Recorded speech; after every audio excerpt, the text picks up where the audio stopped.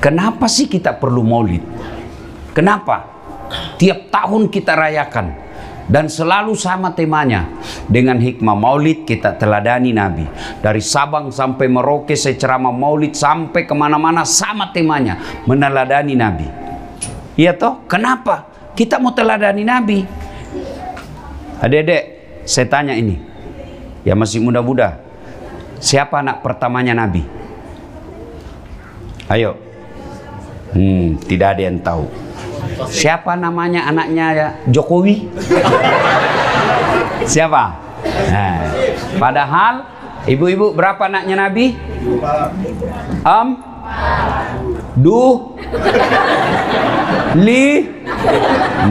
Itu ini pentingnya.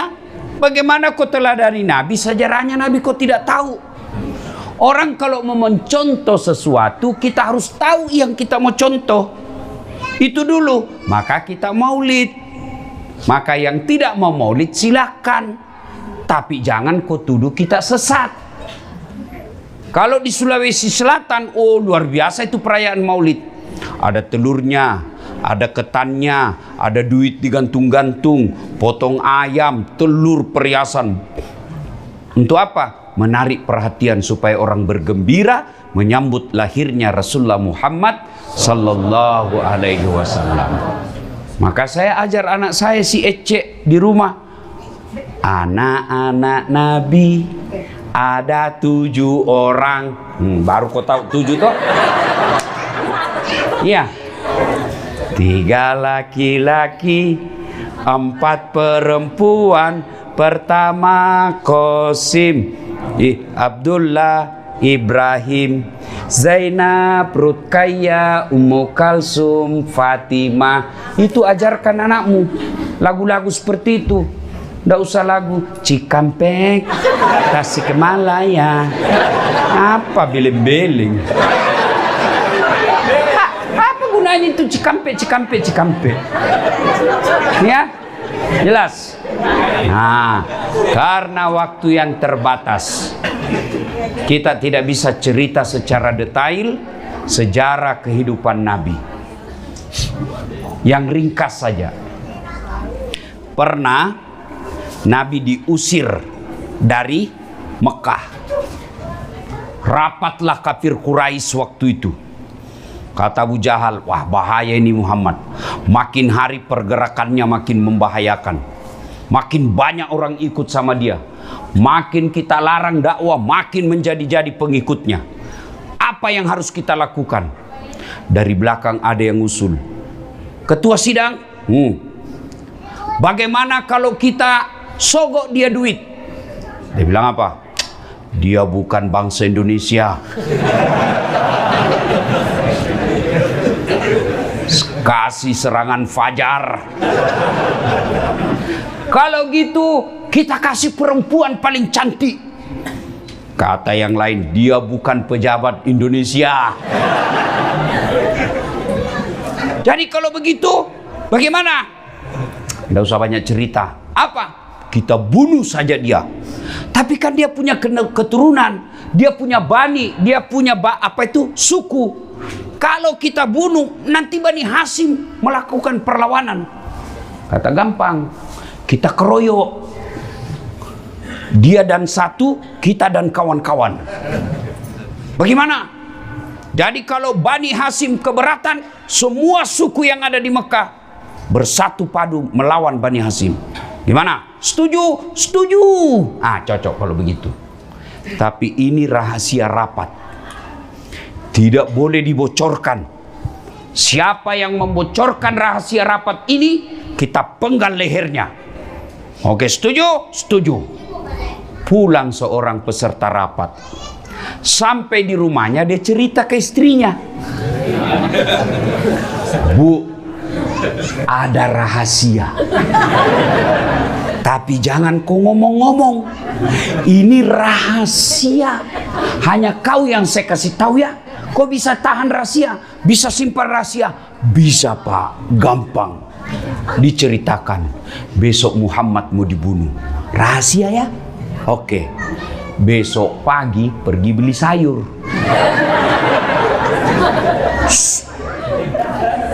rahasia. Jangan ngomong-ngomong. Apa? Muhammad besok mau dibunuh. Rahasia. Jangan ngomong-ngomong. Yang sudah dikasih tahu, dia pergi lagi ke tetangganya. Rahasia. Akhirnya yang tadinya jangan ngomong-ngomong, akhirnya satu Mekah ngomong. Itulah sejak dari dulu perempuan jangan kasih tahu rahasia. Pasti bocor. Ini.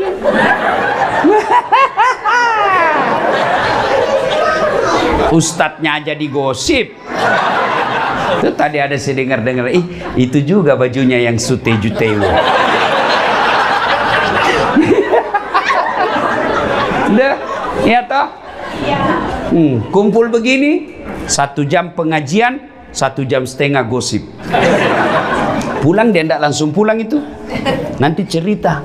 Siapa yang dicerita? Yang duluan pulang. Maka sebaiknya supaya ibu tidak dicerita temanmu, sama-sama kau pulang. Kalau ada yang duluan pulang, kaulah yang jadi korban gosip. Dia masuk pengajian itu dilihat itu dari kepala sampai ke bawah. Apa?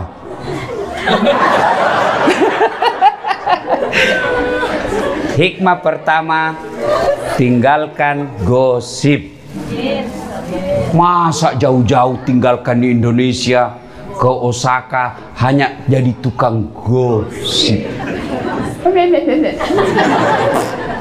Hei, ayuhibbu ahadukum, sukakah kamu memakan bangkai sesamamu manusia? Orang yang suka gosip, meskipun rajin pengajian, rajin tadarrus, rajin belajar agama, tapi kalau dia tidak bisa hindari mulut gosipnya, habis amalmu nanti. Siapa yang ngambil? Yang kamu cerita kejelekannya. Maka berhenti go. Nah, memang tukang gosip. Saya mau bilang go internasional, tapi dia sambung ship. Memang kau tukang gosip. Ya, hei, kalau kau lihat kekurangan temanmu, lebih baik kau ucapkan na'udzubillahi min zalik. Kita berlindung kepada Allah dari keburukan itu. Poin pertama, berhenti. Berhenti gosip. 1. Nah, kemudian ternyata Nabi juga tahu. Dari mana Nabi tahu? Mata-matanya Allah, intelnya Allah. Siapa? Jibril. Dikepunglah rumahnya Nabi. Yang mengepungnya Algojo tukang pukul preman-premannya kafir Quraisy, kelas 1-nya. Kepung rumahnya Nabi. Riwayat mengatakan kucing pun lewat pasti kelihatan. Tapi Allah turunkan perintah, lalu Allah memerintahkan Muhammad sallallahu alaihi wasallam untuk membaca satu kepingan ayat dalam Al-Qur'an. Nabi lewat, tidak ada yang bisa melihatnya. Ada yang tahu ayat itu? Ya, sudah. Nah, apa bunyinya? Jangan Pak Ustaz, pasti sudah tahu. Ibu-ibu apa? Waja'alna min baini saddang wa min halfihim fa'agsaynahum fahum. Nabi lewat, tidak ada yang bisa melihatnya. Inilah yang dia baca mahasiswa saya ketika ada razia polisi lalu lintas. Ada polisi. Waja'alna min baini aydihim wa min halfihim fa'agsaynahum fahum. Lewat, ditilang. Dia datang sama saya, kau pembohong Ustaz. Maksudmu apa? Saya baca itu ayat, saya ditilang. Bukan ayat yang salah, kau yang goblok. Pasti kau ditilang karena kau tidak pakai helm. Inilah juga yang dibaca bapak-bapak kalau terlambat pulang. Padahal istrinya sudah menunggu. Apa kau baca? Kau kira saya tidak tahu itu hayat? Saya juga hafal. Maka ibu-ibu, hafal ini doa supaya tidak mempan doanya suamimu yang suka terlambat pulang. Ibu-ibu juga jangan selalu sangka buruk. Kenapa suamimu terlambat pulang? Supaya ada penghasilan tambahan. Ini kau lihat kasihan ini. Muka-muka kasihan semua. Jangan lagi kau tambah-tambah dengan takut-takuti. Hei, hei, kau kira enak jadi suami? Hah? Langsung dia jawab, kau kira juga enak jadi istri? Nah, berarti sama-sama tidak enak. Kalau begitu kenapa kau suami istri? Ya, jadi Bapak Ibu Saudara-saudara sekalian, Nabi keluar. Tidak ada satupun yang melihatnya. Nabi lewat. Begitu Nabi sudah pergi, baru sadar Abu Lahab. Terbangun mereka. Hai, sergap, masuk. Dibongkar pintunya Nabi, dobrak. Pak. Siapa yang didapati tempat tidurnya Nabi? Ali bin Abi Thalib, sepupu sekalinya Nabi, yang kemudian juga menjadi menantunya Nabi. Ya, sudah. Kemudian disergap, ditarik lehernya Ali bin Abi Thalib. Aina Muhammad? Mana Muhammad? Mana Muhammad? Saya juga tidak tahu. Akhirnya mereka keluar dari rumah Nabi. Lalu Abu Lahab bikin pidato. Wahai masyarakat Mekah, siapa yang bisa mendapati Muhammad, hidup atau mati, saya kasih kau hadiah 100 ekor onta betina hamil, tidak ada suaminya. Yang ketawa namanya onta hamil tidak ada suami. Masa ada onta akad nikah? Kita nikahkan si onta dengan saksi das atlatif. Pelecehan. Cuma sekarang banyak cewek mau saingan sama onta, hamil tidak ada suaminya. Mudah-mudahan kalian semua dicintai oleh Allah. Amin. Dilindungi oleh Allah. Amin. Dilindungi dari laki-laki jahat. Amin. Sudah. Maka tertariklah salah seorang di antara mereka. Dia kejar ini ahli pencari jejak di Mekah. Terkenal dia. Saya lupa namanya.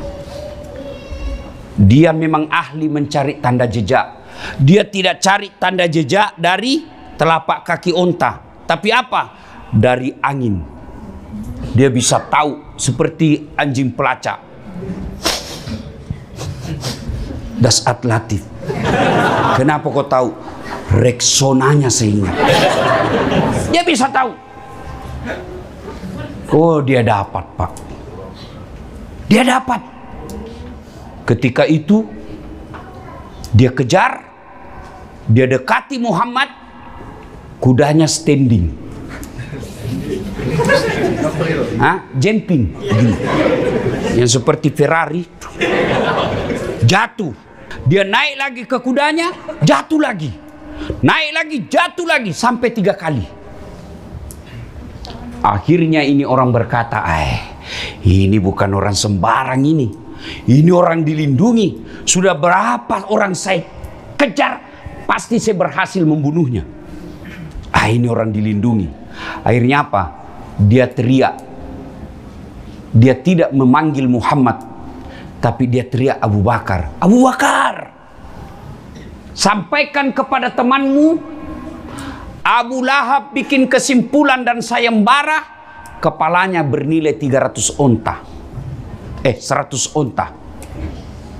Saya datang di sini sebenarnya ingin melakukan itu, tapi itu orang yang ada di sampingmu, orang yang dilindungi. Lalu dia berkata, Abu Bakar, ini ada perbekalan saya bawa, kau pakai ini, lanjutkan perjalananmu. Muhammad bersembunyi di gua Zur. Gua apa? Gua Zur. Kalau tempat menerima wahyu, gua apa? Gua Hira. Sembunyi 3 hari 3 malam. Rasulullah bersembunyi. Sebenarnya didapat itu tempatnya Nabi bersembunyi. Didapat oleh Abu Jahal dan Abu Lahab. Diintip. Akhirnya mereka dikalahkan oleh akalnya. Allah turunkan bala bantuannya. Bukan dengan membawa malaikat yang membawa batu. Bukan dengan menurunkan tentaranya berupa burung ababil. Tapi apa yang Allah turunkan pertolongannya pada saat itu, yaitu laba-laba. Tahu laba-laba? Spider. Bukan Spiderman. Dia bikin sarang laba-laba di mulut gua. Akhirnya Abu Lahab berpikir, kalau ada Muhammad di dalam sini, tidak mungkin ada ini sarang laba-laba. Kenapa? Pasti koyak. Pasti robek ini sarang laba-laba. Sarang laba-laba yang begitu rapuh mengalahkan pasukan pilihannya Abu Jahal. Lalu begitu ngintip lagi, Abu Bakar sudah berkata, mati kita ini, mati sudah kita. Tapi apa kata Nabi? Ya Abu Bakar, la tahzan, innallaha ma'ana. Abu Bakar, jangan kau takut, jangan kau sedih, jangan kau cemas, Allah bersama kita. Terbang burung merpati. Abu Lahab berkata, benar, tidak mungkin ada manusia bersarang di sini. Tidak mungkin ini burung merpati bersarang di dalam kalau ada manusia. Akhirnya mereka tinggalkan. Sepeninggal itu Nabi lelah dan tertidur. Panjang cerita. Nabi kemudian melanjutkan perjalanan. Lalu disambutlah Nabi di Madinah dengan lagu Tala al-badru alaina min saniyatil wada, dan seterusnya.